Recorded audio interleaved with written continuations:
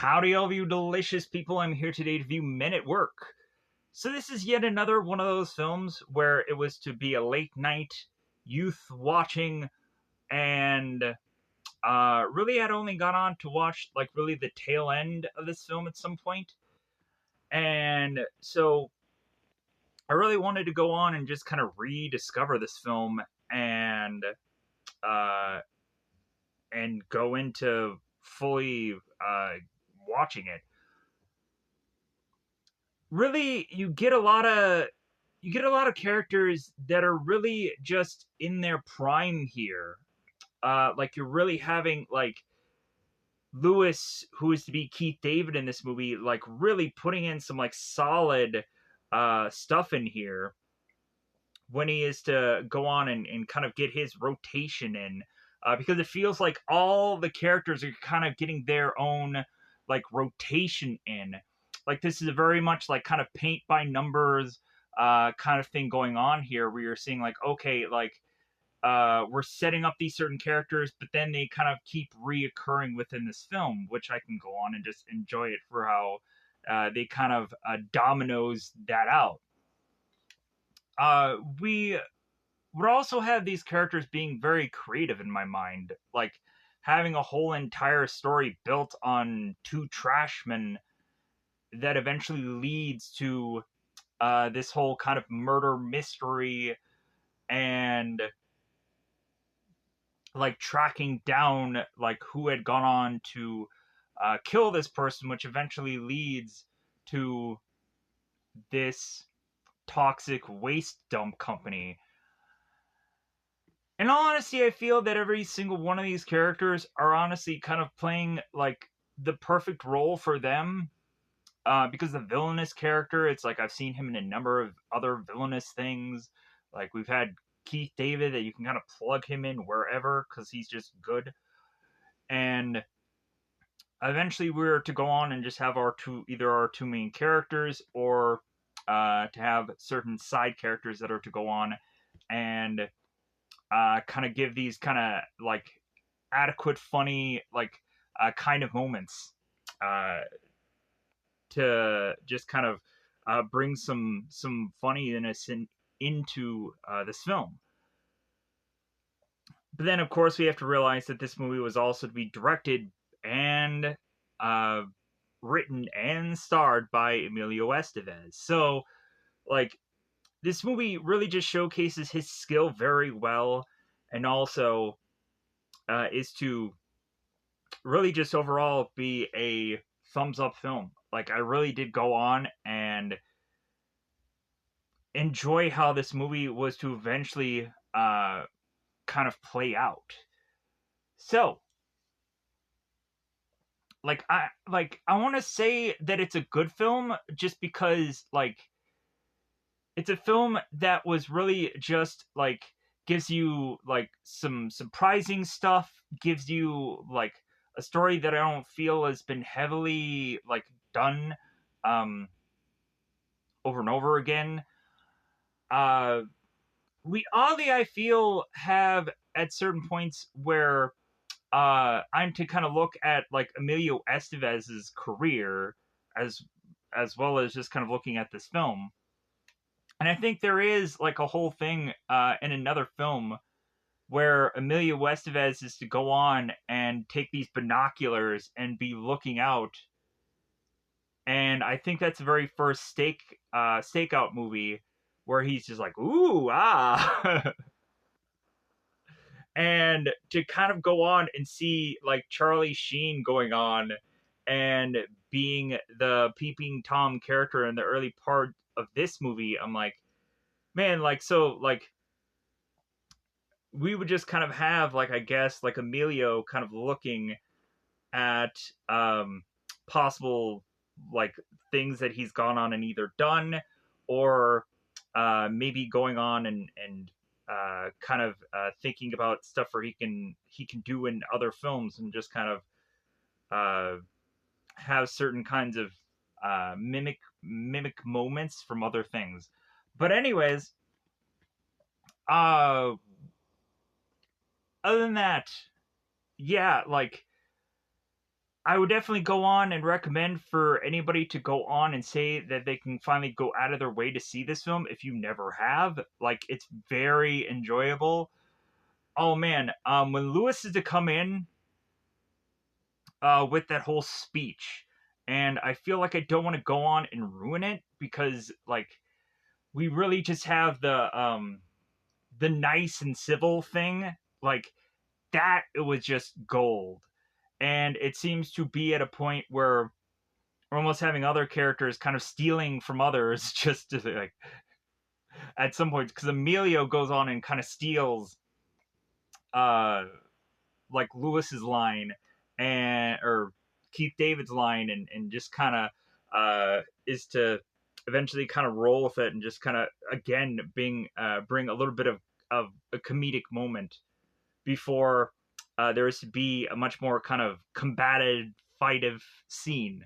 But so with that said, um yeah, I think there's other than like just kind of going over and just kind of stating there was like a perfect cast, but other than that, yeah, like um, there's a flow to this movie. Other than that, I think it's about that time to just kind of go into spoilers. Where can you go on and see Men at Work if there is no convenient way to say that you can do so? Like if this movie is to not be easily available upon a Max or some other kind of app out there somewhere, you can also go on to a app called Zelifonic, Zelivonic, or possibly you can go on to another app called Manic, Mannic. And other than that, if you dare in fact want to just kind of broaden your horizons with movies or shows, I would lastly probably recommend a Google search to do a APK download of an app called HDO Box. That should go on and have you be able to get to a app that you can there in fact watch like seemingly a heavily amount of things. So, yeah. Other than that, good fun film. So let's go on and let's go into the big on spoilers, the whole rigmarole of talking about the whole entire film, from whatever I am to go on and really remember within this brain, and whatever is to have been on my phone, which is to be normally for this one, this time around, is to pretty much just be the cast list. But so, with that said, I'm gonna go on and make my way to that and pause this video, and we'll go on with the entire film. Alright, so it looks like this movie is quite easily available, it seems. Like, this movie is available on, like, Freevee and Amazons and all kinds of places, so I'm assuming that it should be easily available for anybody to go and watch. Like, I had gone on and seen that this movie was listed on, like, 7 different apps, it seems, so I guess it's way easier to go on and find. Regardless, I'm going to go on and just kind of talk about it anyways. I'm going to full on spoilers. I think it's about spoiler time. It's about that time we get to spoil this movie. So, of course, we would have the very beginning of this where we would have this toxic waste dump company that is going on and tossing all these barrels into this water, into this ravine, into this location. And we'd have Maxwell, who is to be the villain of this story, who is talking alongside Jack Berger, who it seems is to be this candidate for this mayoral election, or is to be mayor. Like, I'm kind of a little bit of kind of backing and forthing about that, because it seems that there is at some point like a an election thing going on. So we'd have Maxwell and we'd have Jack who are having these exchanges here, and we'd of course have Maxwell say it's like, well, hey, like It's the reason why, like, I came to you, because like I needed a place dock to dump all this toxic waste, and you were to, of course, been the one who was to have given me a location for that. So the further and further we talk here, and the more Burger is wanting to blow the whole whistle on this whole thing, it seems that Maxwell is to really just not want to so quickly go on and murder Jack right here and now. Because it doesn't seem that this is a public enough area to have had so much restraint. Even to the point where Maxwell is looking at both Biff and Mario, and they're like, well, hey, do you want me to do him in now? And Maxwell is like, no. As we kind of leave this situation here. So Jack is to go on, get in his car, and is to showcase to us that he was to have gone on and recorded the whole conversation. This, of course, is to be a time where I guess recording devices were at such an ease of availability. And also, this is to be a real showing of the time that we still have cassette tapes, interestingly enough. So,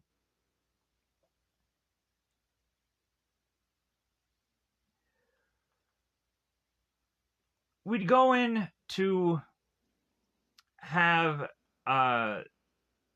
St. James's character, Emilio Estevez, who is along this beach, and he's with this gal, and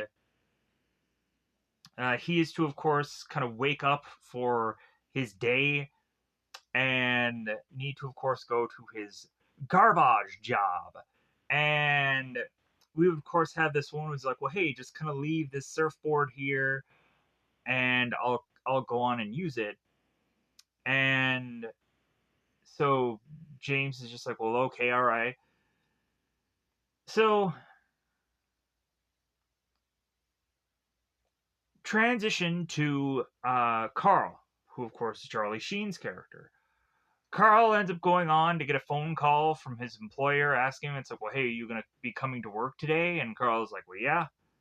And like, I'm on my way. Like, I'm almost there. But then Carl, instead of kind of running around with his robe on, is to not be rushing to get to work. No, he is to sit down and enjoy his little peeping Tom endeavor.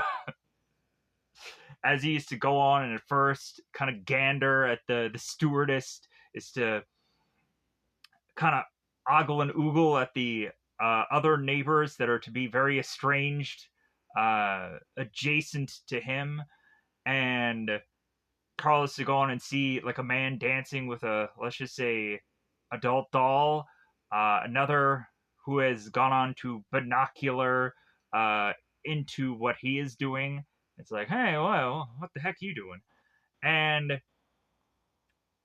lastly, Carl is to spot Susan, who eventually will be our character that is to really be added into this story, as to really be the last one to have legitimately seen Burger alive, because eventually he will get killed. So Carl goes on and is to witness that Susan is to seemingly have some Dom Perignon in the background, to be slicing open what he used to think is a papaya, but it's really a mango. And Carl is to pine away about wanting to know this girl's name, as if it's going to be such a huge, difficult task to go on and bump into her, which really all it'll take will be him just kind of walking around a apartment complex to then fall and be like, "Oh, hey, can I beg for some ice for my ankle?" But we'll get to that. So, because we're kind of getting a little ahead of ourselves. So, Carl goes on to meet up with James St. James to, of course, get ready for another day at the garbage dump heap.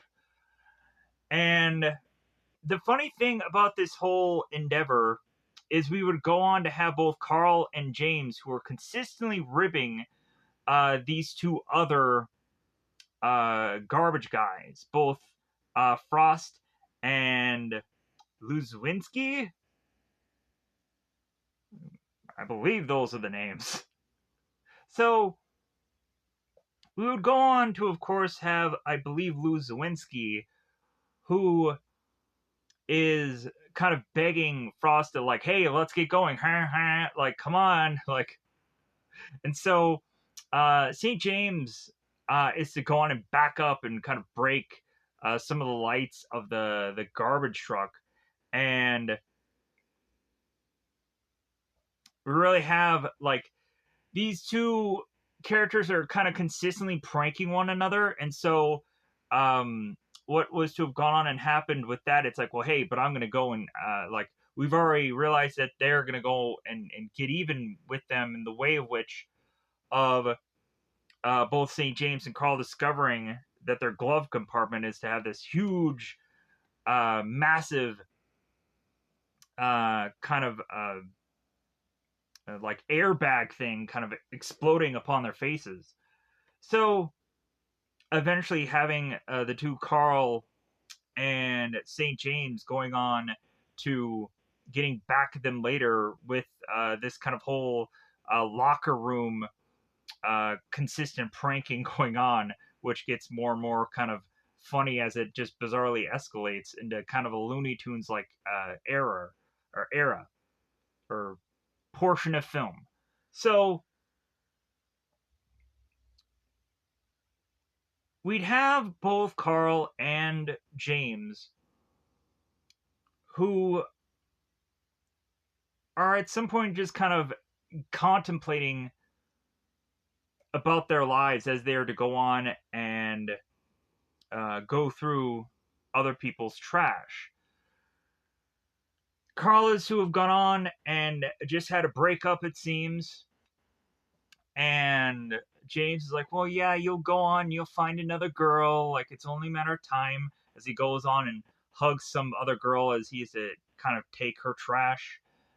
And the two of them are to have a little bit of fun with this trash. We have Carl, who is to like grab this bowling ball and just kind of fling it down the road. And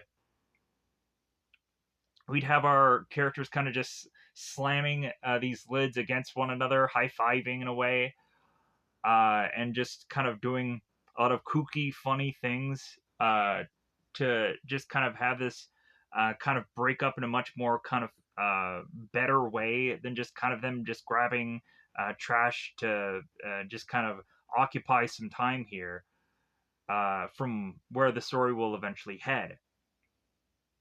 So, speaking of said story, we are to go on and have Burger, Jack, who is to, of course, want to go on and blow the whistle on Maxwell because he's to have had this recording on this cassette tape.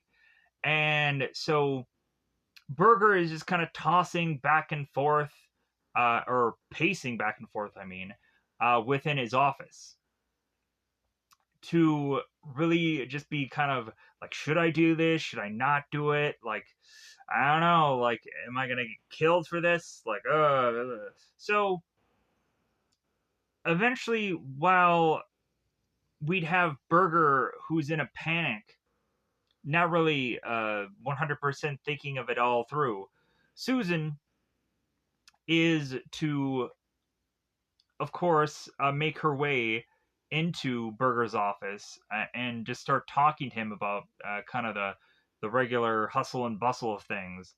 And at some point, she's to go on and accidentally take this cassette tape, leaving Burger with this other one that, of course, is to just be just normal music instead of the recording of the possible confession of Maxwell.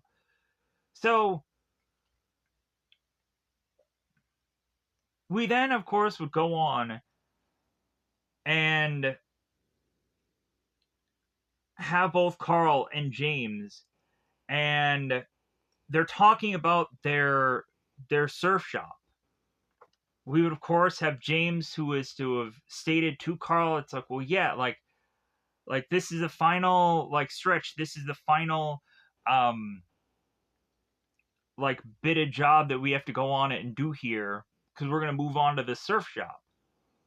And Carl and James start more and more kind of breaking down how they were to have gone on and like not have gotten the loan for the surf shop, and how like it's like, yeah, man, like we're never really gonna get this going, and also just kind of making fun of one another for like how like things didn't turn out their way. But eventually all of this is to go on and lead to our characters being faced with these two police officers. So, as well as also like going during their lunch break to, of course, surf. But so both Carl and James are to meet with Mike and I believe Jeff. And really, all that is to come out of this dialogue, really, between the back and forth of them, uh, really just kind of exchanging these uh, these bits of dialogue here. And we also have our cops who are to be in these these bicycles, which is like everybody and their brothers who ever have gone on and made jokes about cops on a bike and how ridiculous it looks. And like, well, hey, what are they gonna do? Like when they actually catch somebody and need to arrest someone, like are they gonna just drop them on their basket and what are they gonna use for a siren? This and that, like all kinds of goofy jokes and whatever.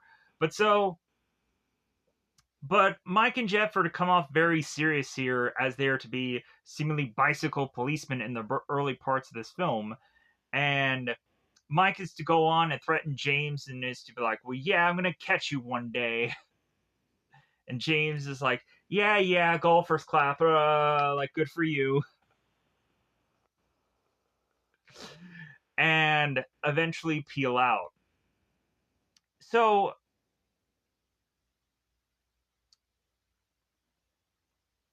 we would, of course, have both Carl and James eventually making their way back to their place of employment, their garbage garage, or their garbage company.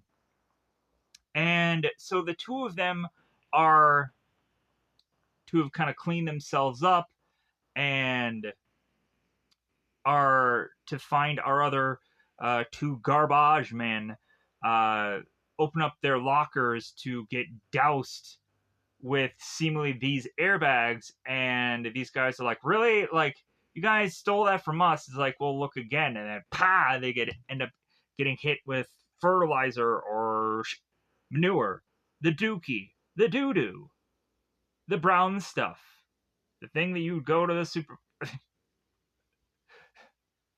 Moving on. So Carl and James are to get this exchange with their boss, Walt, I believe.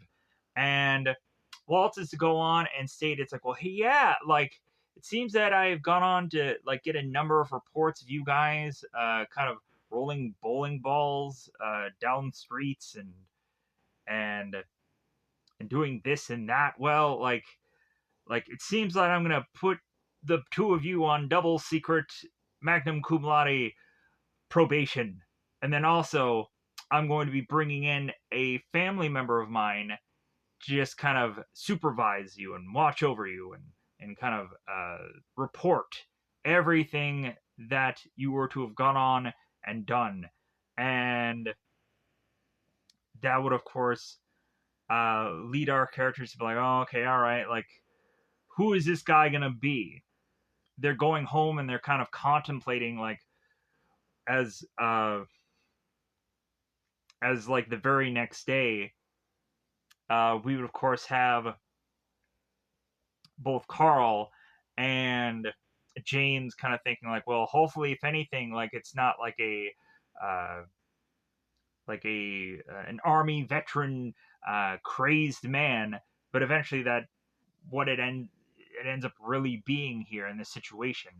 But we would also come to find in the night before that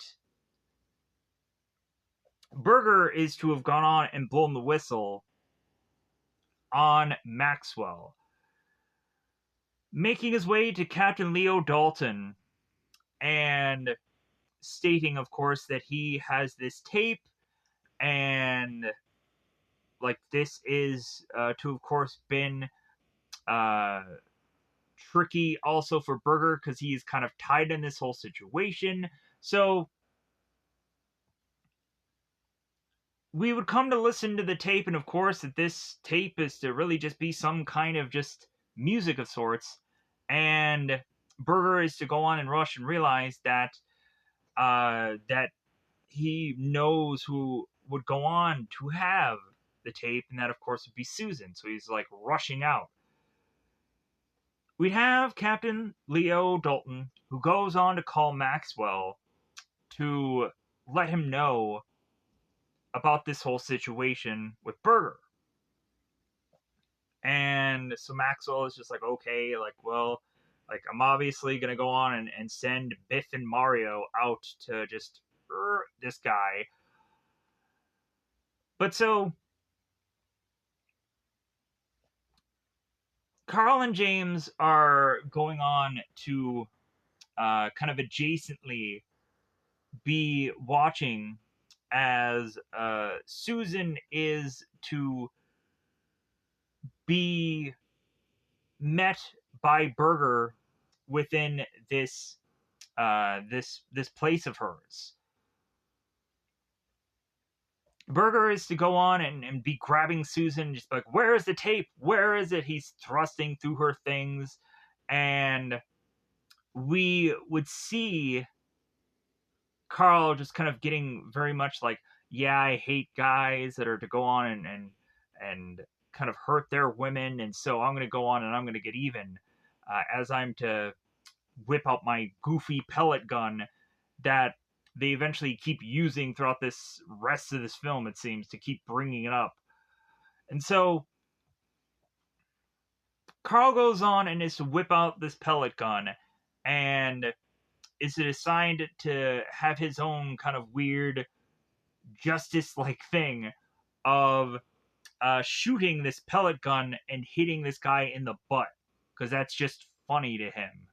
So Carl goes on to shoot this guy in the butt. He falls over, and the guys are to kind of be in a panic if this guy had kind of seen them do this act. And so, but if anything, they're kind of just they're kind of high-fiving one another, or whatever the equivalent of a fist bump is really at this time and era. Just be like, yeah, like we did this deed. But then eventually realizing that what they're really missing is the actual death of Berger, where both Biff and Mario are to make their way into this establishment that was to, of course, been Susan's place, and they decide that they're not going to go on and just kind of shoot him in the head because, of course, there'd be so much bloodshed and so much blood spray all over the place. Then instead, it's the logical way of just kind of grabbing the man by the back of his neck and just choking him out that way, which eventually ends up is to be seen later as this kind of very goofy scene assessing Carl, thinking that Susan had gone on to kill Berger, and how is it that that would have played out, which kind of becomes this kind of funny brief scene that is to be very comical, I feel. But so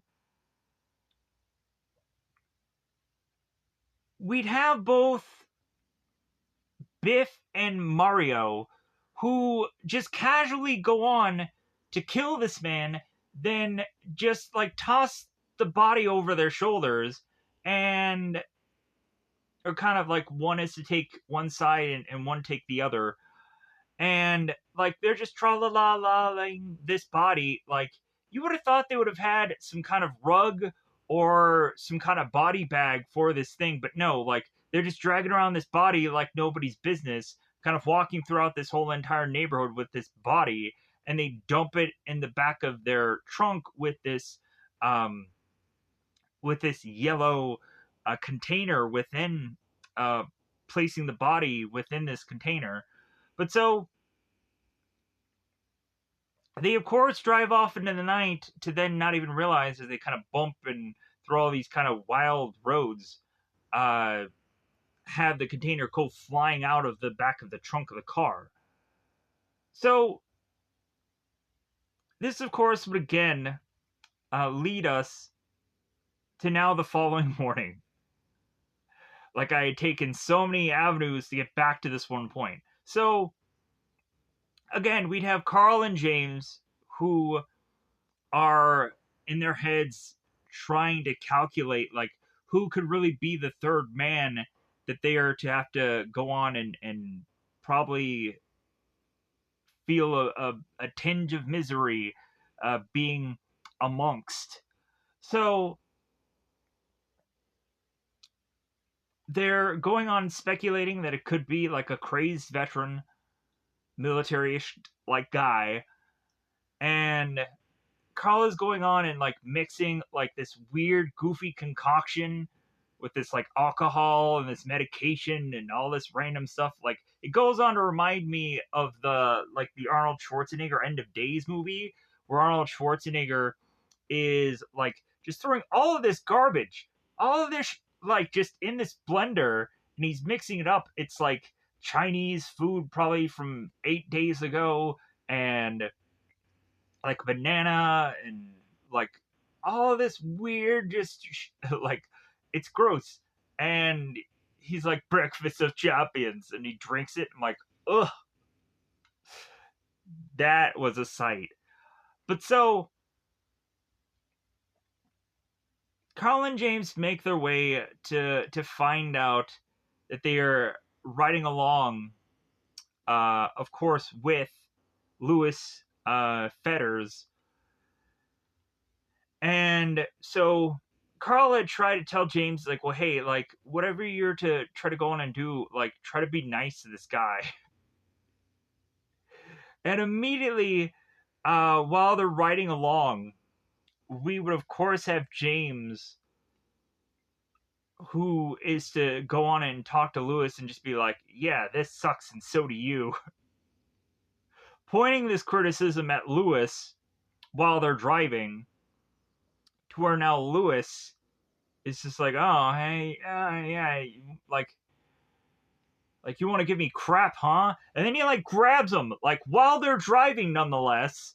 And like, you can see the car is just wildly like curving into all parts of the road.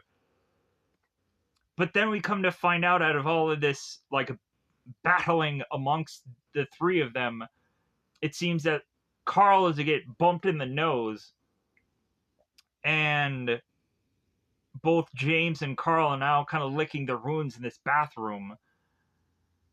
And when they make their way back to this, I'm assuming, lunch break,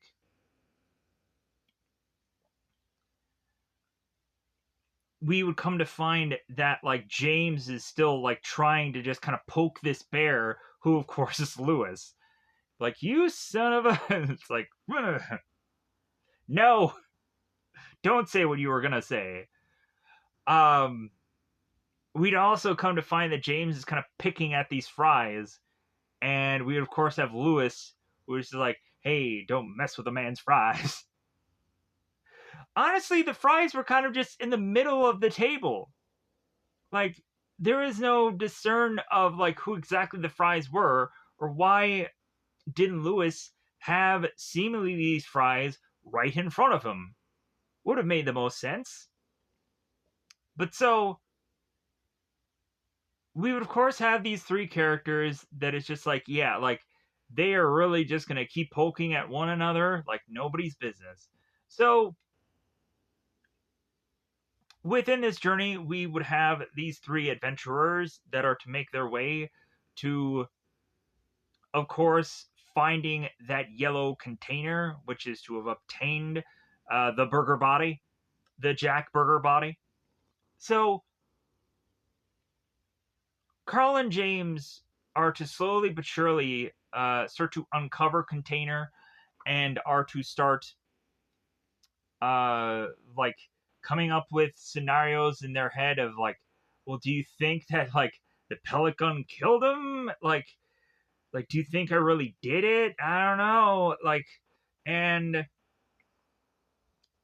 we'd have Lewis, who just so easily is to just be like looking at this container of dead body because he has gone on and fought and a number of war and battle and military-ish things, and is to just look at this man and just like, oh, somebody just threw out a poor white man or a rich white man. All right. So Lewis just goes on and just kind of flings this guy over his shoulder and is just kind of nonchalantly just kind of look up and down at this body and is to assess that it's like, well, no, like there's no possible way that this guy could have been dead by some like a pellet to the butt. Like this guy obviously has bruising over his neck and like, hey, you guys are in the clear. So they're kind of looking at him like, yeah, but that like means that like who could have been the killer? Who did it? Who done it? And eventually they come to the conclusion after again meeting with the cops who are to eventually again kind of do yet another bit of dialogue here where we're having the cops kind of point out to these two guys like, again, like, I'm coming for you, like it's only a matter of time before you slip up and I swear I'm gonna be there like the moment it happens. Like I'm just gonna be laughing, haha, cackle and whatever. But so, and we would of course come to find that Lewis hates cops. I hate cops. But so the way they kind of dance around this dead body is they kind of toss a cowboy hat over him, but then they are to also say it's like, well, yeah, like we're friends with this guy, like he's just a bad drunk, and so like, yeah, like the smell on this guy, yeah. So Lewis is to take the body and carry it back into the truck, and they are to kind of get away with this for now. Eventually putting a Richard Nixon mask over the man and kind of dumping him in the apartment room that seemingly Carl and James are going to be in at some point. But before that,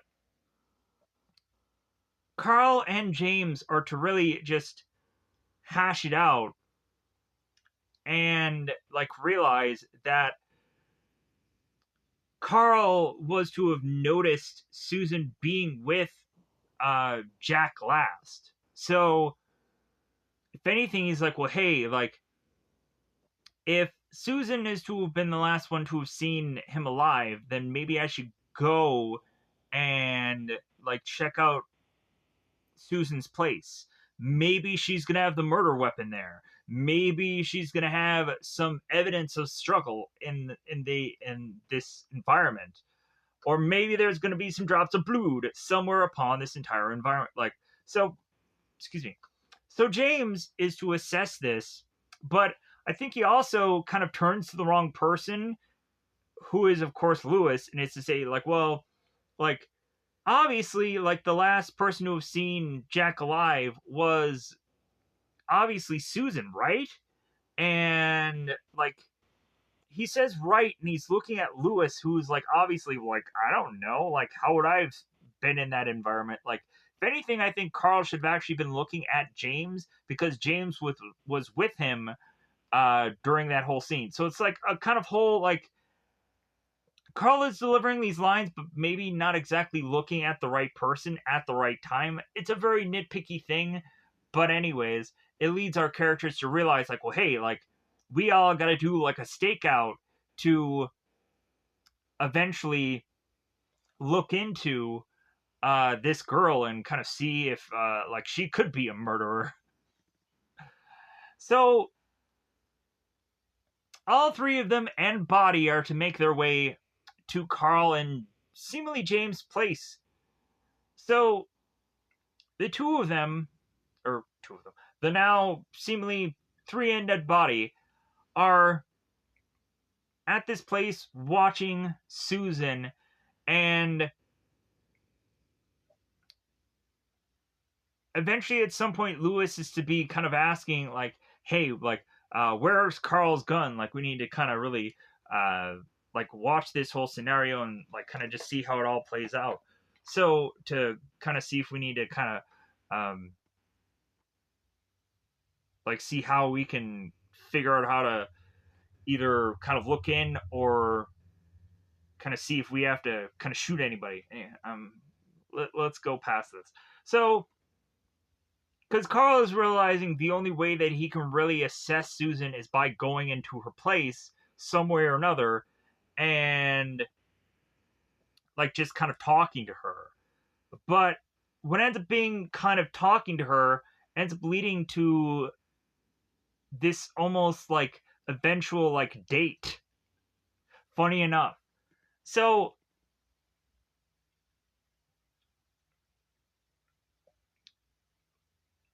both Biff and Mario are to have gone on and checked the body of Burger and are to eventually hand over the cassette tape to Maxwell. And Maxwell is to go on and play said tape and is to realize, like, this isn't the right tape.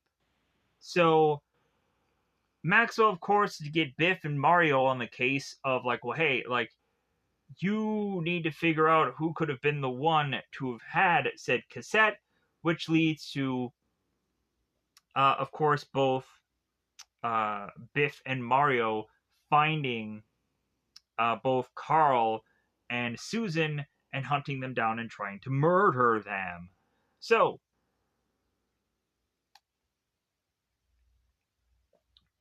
Carl and Susan, how they meet, how they twist and twine this tale. Carl is to go on and just be walking seemingly through the apartment complex, and Susan is to open her door, and Carl is to get scared and fall over. You're not gonna kill me, are you? What? Nothing. And so Carl is stated, it's like, oh my god, I fell and I twisted my ankle. Like, you wouldn't happen to have ice on you, would you? And Susan's like, well, like, do you live in this apartment complex? And Carl is just like, well, yeah, sure I do. By the way, my name's not Carl, it's so and so other name that I won't remember at all. So Susan and Carl start to talking here, and eventually go into Susan's apartment, and it seems that Susan is to have this kind of head uh, ice pack thing for an eventual ankle, and it seems that Carl is to probably quickly forget which leg is to have actually been the bad one, and so when Susan is to be like, well, like, which leg is it? And Mark is to just be like, oh, the swollen one. So she goes on to put ice upon Carl's leg. And so Carl now has to come up with this whole entire story of him being this doctor, and he is to be a guy that goes on and studies people's skulls. And this is all coming from both Carl and James talking about this prior. So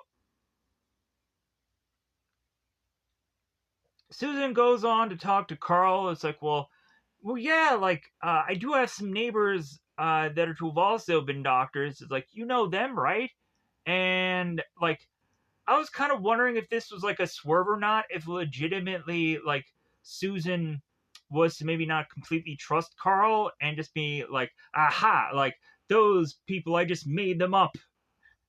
But no, it seems that Susan is to know her neighbors very well. So Carl is to go on and just be like, well, yeah, of course, like I work like very next to them. Yeah, I know them very well.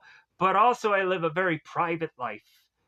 And we would also have Carl at one point like stating how like Susan has always been beautiful, and Susan like, what are you talking about? Always been beautiful, and then Carl's like, well,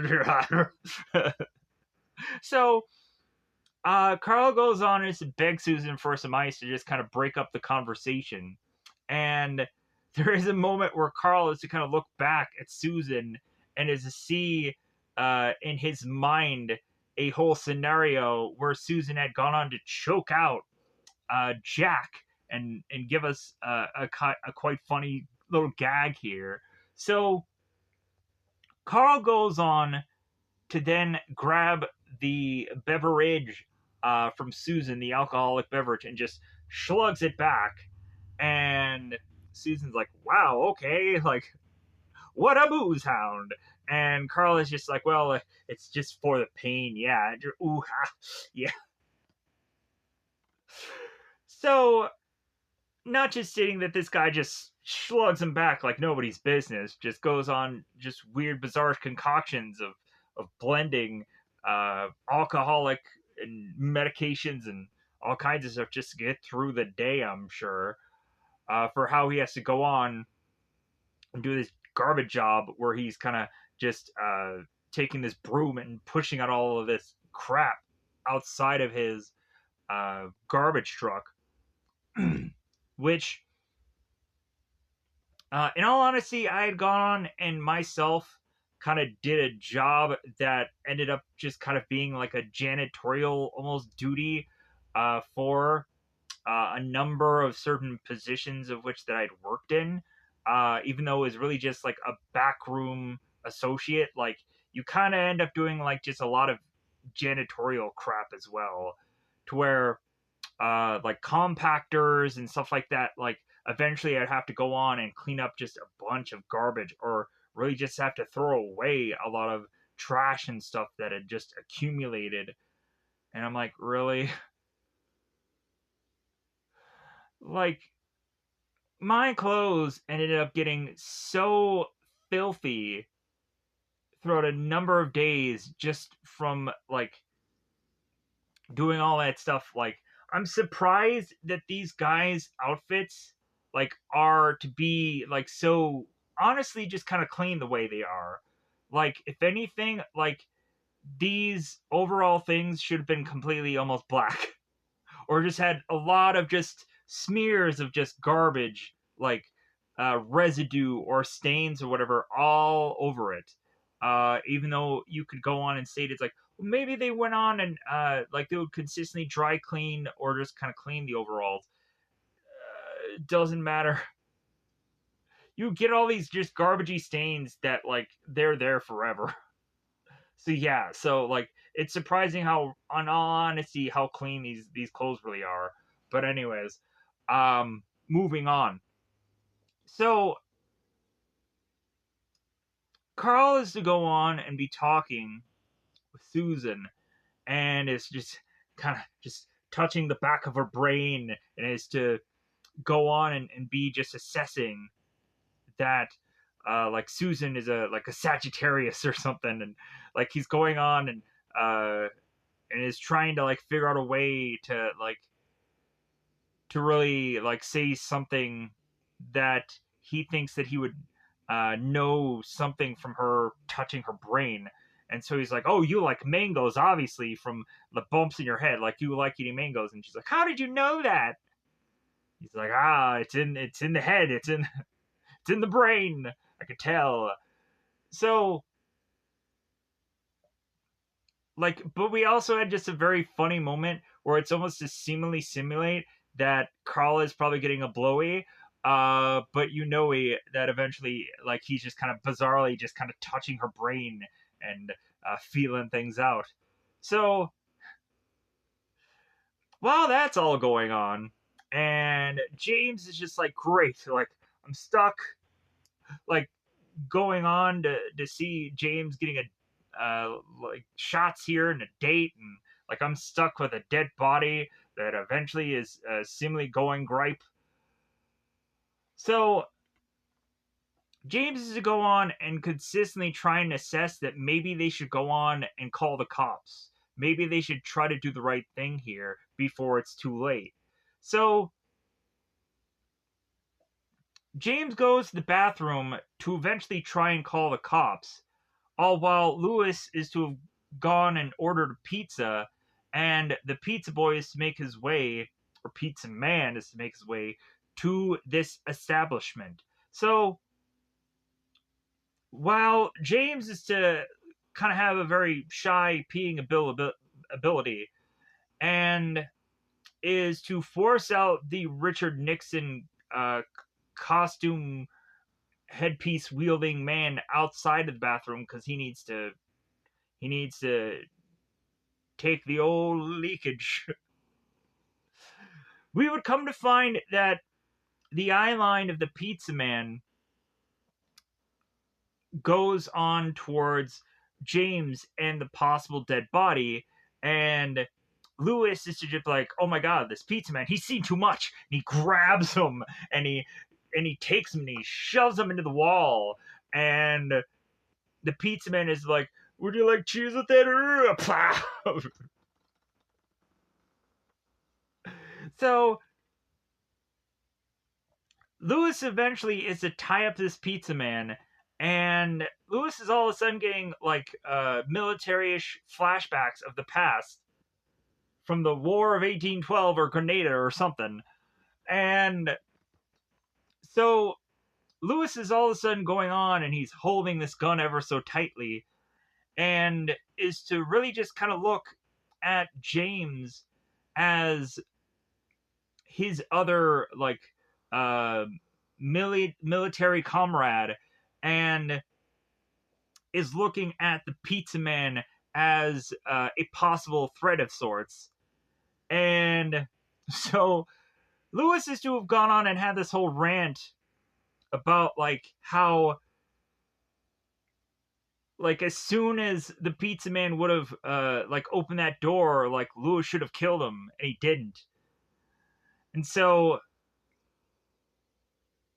like Lewis is just kind of seeing the pizza man as a threat here, but he's all tied up. So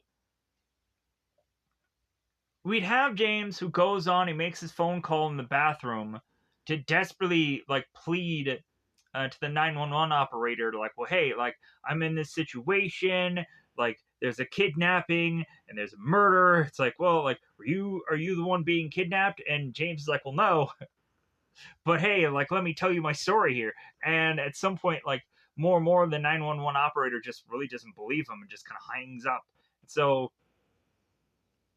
by the time that this is all going on, like both Carl and Susan have kind of made their way out to kind of just drive off here, and that of course leads Lewis to kind of rip the phone cord out of the wall. It is now coming to James like, hey man, like they're leaving, like pop a squad if you got, but hey, like we gotta roll. So both Carl and Susan are to drive away here, and they end up doing the weirdest thing for a guy who had possibly hurt his ankle. They just start going on this walk together on this beach, which makes no freaking sense for a guy and his hurt leg. But then they have to kind of realize, oh yeah, you do have a hurt leg, so let's go on and sit down here on this beach and start just talking. And this eventually will lead to them just going on and just smooching it out, just making it out on the beach, having a good time. Surf's up.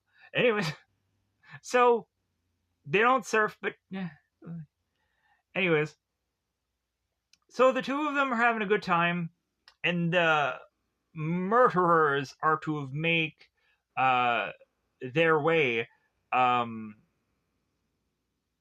get to the two of them by walking down and just be like, okay, like I have this gun, I have this taser, like hey, we're gonna have to murder these people, sadly enough.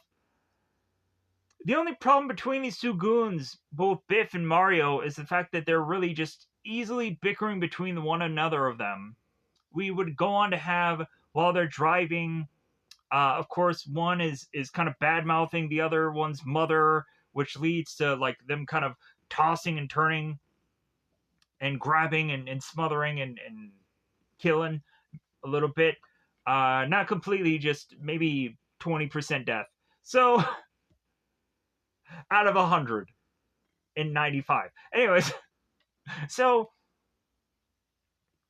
we'd have our characters gun and taser in hand, both goons making their way onto this unsuspecting couple, forcing them to now get up and not be killed right here onto the beach. Like, we're really just savoring this death for some goofy reason. Or really just also having the two of them try to figure out how to kill these people. As well as also Biff is just very upset with Mario, who is to just be very technical about everything and have just goofy ways about how he approaches things. And eventually, while the two of them are just all of a sudden both Mario and Biff are bickering, we would again get to a point where Mario is like, you know what, I've had it, pasha, with the taser, dropping him, which leads to Carl tackling Mario, and both Carl and Susan kind of running out of this whole situation. When the two of them are to try to make their way to this car, we would come to find that the car is to have bizarrely blown up because the two other trashmen, both Frost and Lewinsky, had gone on to kind of follow the two of them and to have tampered with their car, but then come to find out the car accidentally blew up anyways. So both Carl and Susan are to realize that their car is to now be a burst of flame, and so they are just to continue to just start running into the streets of Calcutta. And this is the point where Carl is to come clean to Susan about, like, well, yeah, like, my name isn't really what I said it was. It's actually Carl. And, like, I've lied to you. Like, I've actually been a peeping Tom and have been watching everything that you've been doing. And Susan is like, so what? Huh? And so Carl is coming up honest here, and Susan is to eventually just slap the crap out of him, not once but twice, for the lies and the deceit and the loving and the kissing, whatever's. But the two of them realize that they still need to, like, run away from these two other goons, so they're running for their lives here. So this leads, of course, Lewis and James, and now the Pizza Man and Dead Guy, are all in this seemingly vehicle together. And here's where we get to the really good part. As we would come to, of course, the good, amazing kind of line stuff coming from Lewis. So we of course have these cops pulling over James here, and here of course is where, like, the cops realize that there's to be the Pizza Man there, and there's something just suspect going on here, as a Pizza Man is to seemingly be tied up. And so Mike is just so desperate to want to figure out some way to, like, man, I just want to throw the cuffs on this St. James guy. So here's where Lewis is to have the pellet gun, and this comes in handy. So Lewis is to whip out this pellet gun, point it at the Pizza Man, and it's to finally break out, like, the best freaking just run of dialogue here, which I can't remember all of it, but, like, we would have Lewis, who has gone on from being at war, where there is to be pain and suffering, and anyone is to go on and care about when he is to have come back home from all of that pain and suffering is being nice and being civil. Like, okay, fine, let's be nice, let's be civil. And Lewis is to go on and want both of the cops to drop their guns, which they, of course, slowly but surely do, as one of the cops is to quickly drop their gun, but the other is to go on and drop their flashlight and then their gun, because Lewis is to immediately known the difference of sound between which thing is to have dropped. So Lewis is to just be like, yeah, can I get Mr. Sneaky Man coming over back to Bonehead? And so we'd have Lewis, who strips these cops of their clothes, ties them together in seemingly this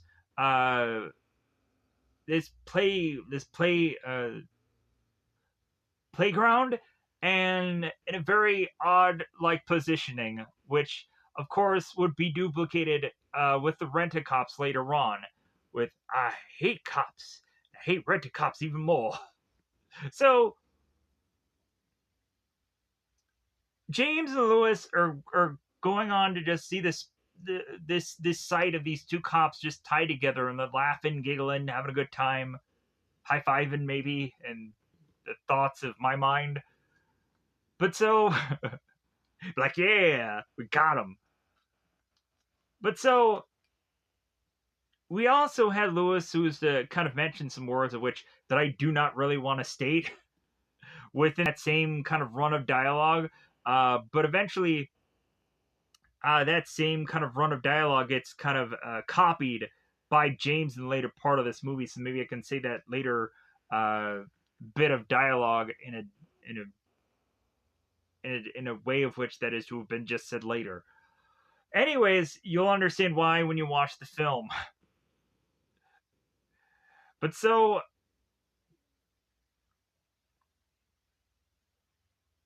James and Lewis, after going on and kind of tying up these cops, are to eventually go on and make their way to what, of course, to be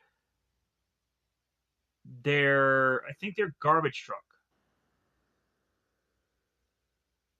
Yeah, at some point. Like, it leads to them going on and getting to this garbage truck. But so, back with Carl and Susan. So, because I think both Lewis and James are to get back in their car and they're to drive off. But at some point, they realize that they have to transition from their normal car to then their garbage truck. But anyways, let's move past this. So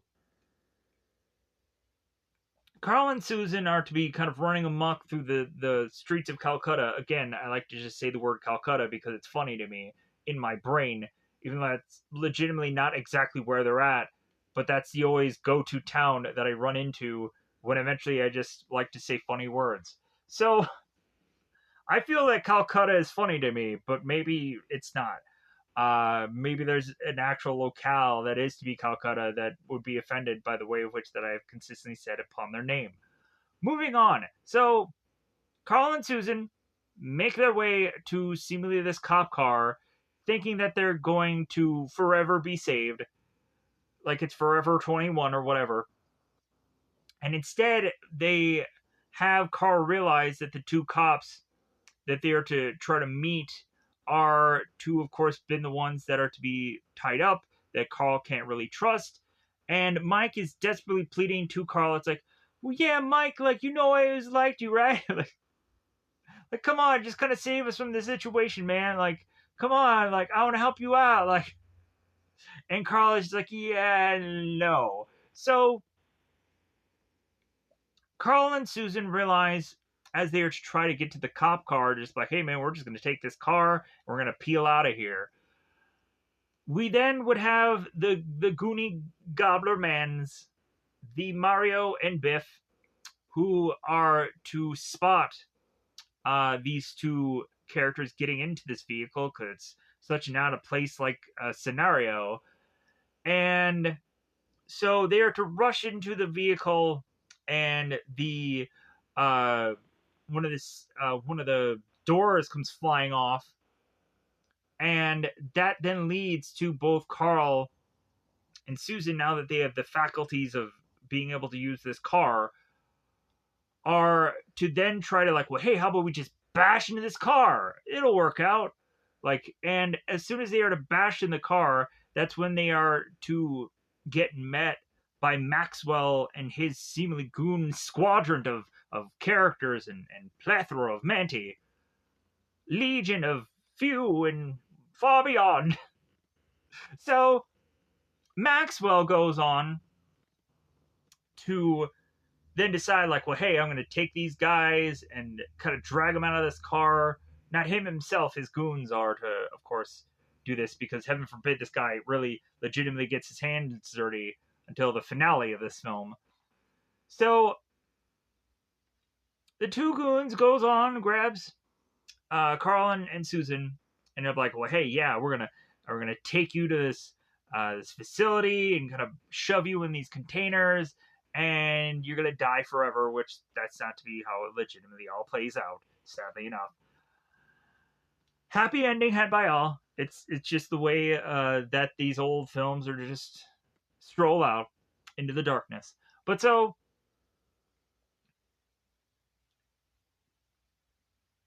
conveniently to also have both James and Lewis being able to figure out where exactly both Carl and Susan are going to be, crash their way into this toxic waste facility, to then realize that their vehicle does not have the ability to pump the brakes, and they crash in this building, which leads to kind of having people going like, hey, what the heck happened? Both Biff and Mario make their way out of this facility, and we then have conveniently one of our characters kind of hit these kind of one of these levers, bumps the trash to hit both Biff and Mario, now having Lewis and James without any kind of real threat to just kind of get into this building. So,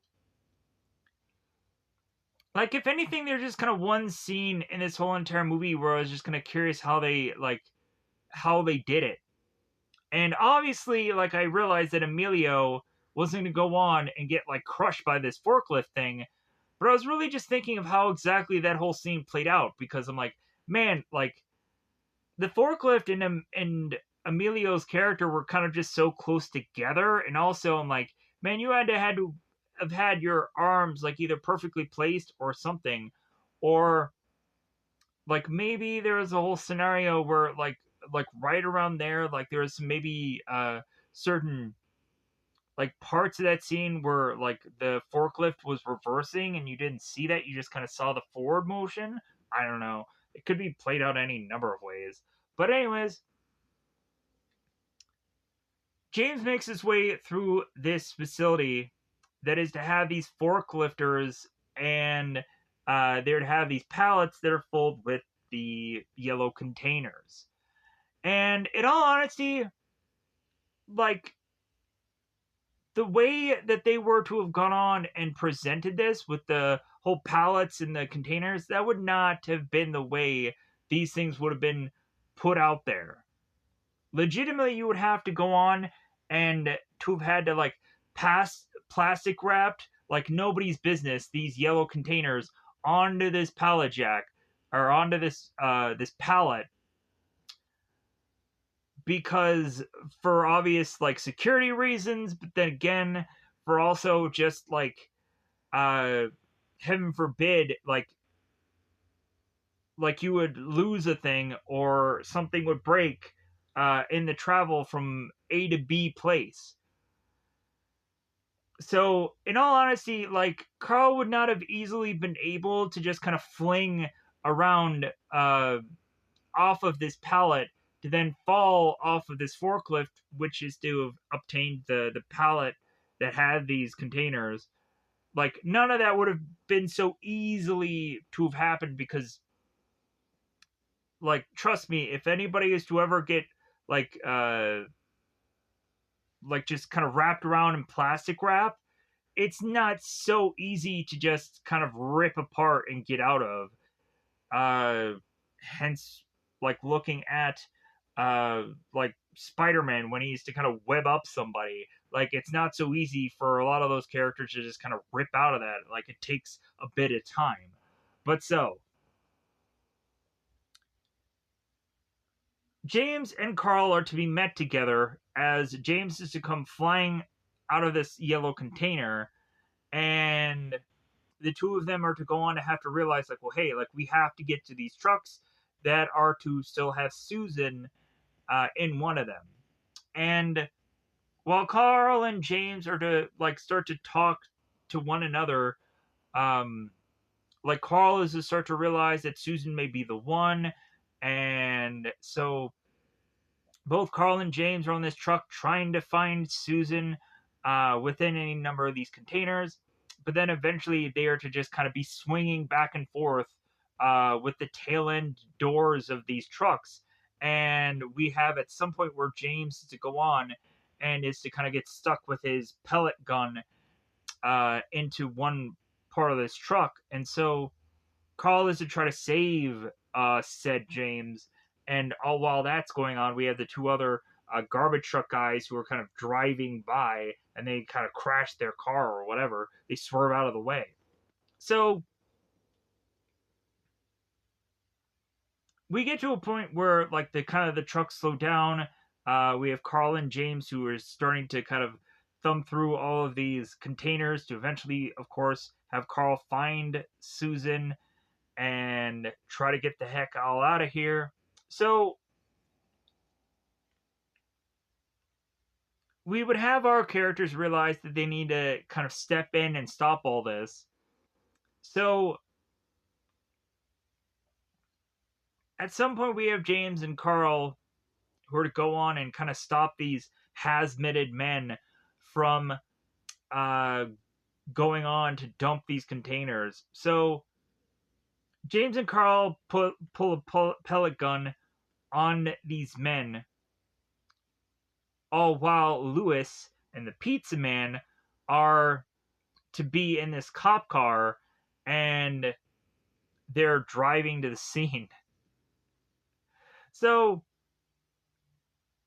James and Carl are assuming, oh, hey, yeah, the cops are here, like, we're gonna be saved. But then they realize that it's just both Lewis and the pizza man, and the pizza man is to mention that James is wielding a pellet gun, which kind of fizzles this all out. So we all of a sudden now have kind of Lewis running into both Carl and James, and we would have like a lot of wrestling moves kind of going on here with like these white suited hazmated guys kind of running into the hero characters, and we have them kind of grab them and kind of swing them,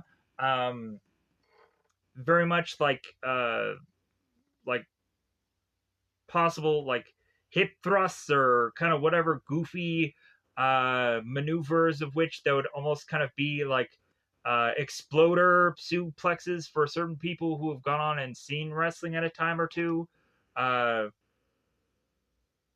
Kind of very much easy, like kind of grab and slam kind of things kind of going on here. Uh, Man, I should have probably looked any of these moves up.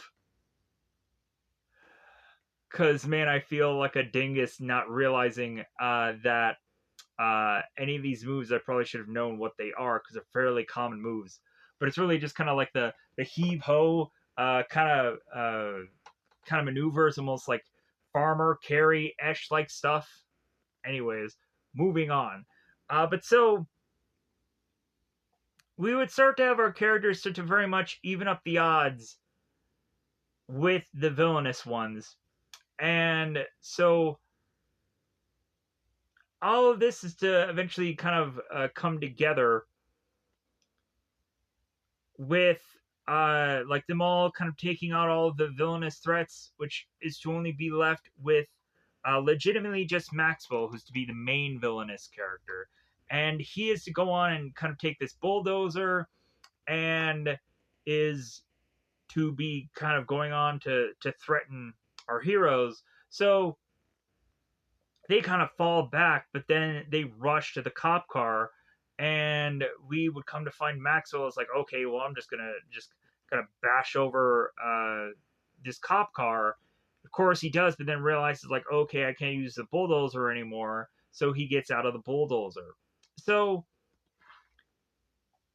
this leads to Maxwell kind of trying to like hide and seek where these people are, and Susan is to go on and spray Maxwell pretty good in the face with what we'd have to assume is hairspray, but it comes off as like when looking at Maxwell's face, it's almost like a spray paint. So I'm like, okay, what exactly is this that he's getting sprayed with? But really, he's probably just getting legitimately probably just sprayed with water or some kind of concoction that is to not be at all really hurting of the eyes, but it's to show upon his face that technically it was to have been something of liquid form. But so Maxwell then pushes on after getting blinded is to get the trash can high five, the almost concerto like thing going on. Then we of course have the pizza man who is to kind of give Maxwell his seat in the limo, to have Maxwell realize that the dead body of Jack Berger is to be in the limo, and he's all terrified. No, I'm scared. Leading eventually Maxwell to, of course, eventually be uh, running along to have Carl pellet gun Maxwell in the back, leading him to be forced to flop and fall into this seemingly sewer drain, going into this water, and it's now just be disgusted by the my hands, I'm gross. Too bad he wasn't to have gotten toxic waste upon his entire body and become a horrible rage monsterish like being like in the movie RoboCop. But so, sadly enough, how that played it didn't play out that way. But so, weirdly enough, that's how they kind of end this movie, but it's not the complete ending, because how they have to resolve this film is we then turn around and come to find the two cops that had originally gone on to kind of been throughout the film at some points or another, still tied to that one playground piece. And there's a dog that comes in and just starts peeing on them. And that's how they bizarrely decide to wrap up the film. Oh, both Lewis and James were to have gone on and seen or bumped into Rent-A-Cops when they were at the facility, and that is to, of course, been the Rent-A-Cop. Lewis is like, I hate Rent-A-Cops too, and he goes on to just tie them up. And we have the pizza man looking at Lewis is like, man, like there's really just something wrong with you. You just like to just weirdly tie up those cops. It's like, I don't care. So, yeah, like that's to be the real wrapping up of this whole entire film. Let me know in the comments below how you felt about Man at Work, because I'm sure you watched this entire thing all the way through, I'm sure.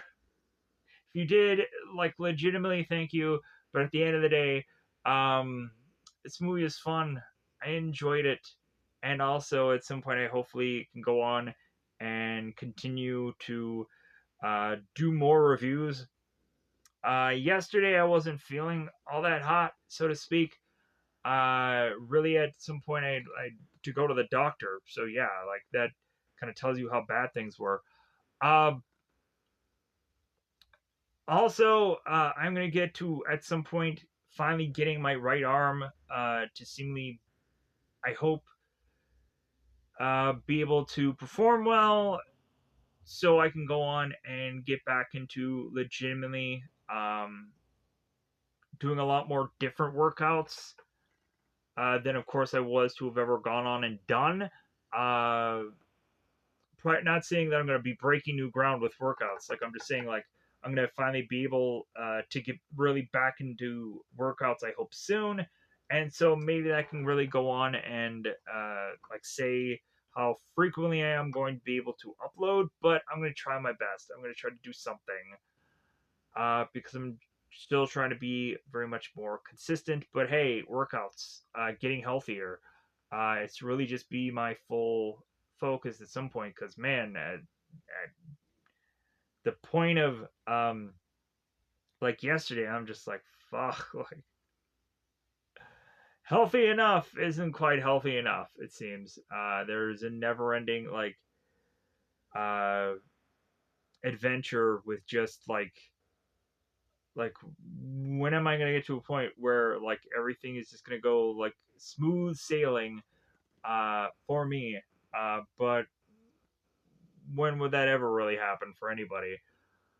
So with that said, I'm gonna get out of here because of course this is a movie that's probably an hour and almost 40 minutes, I guess, with credits rolling.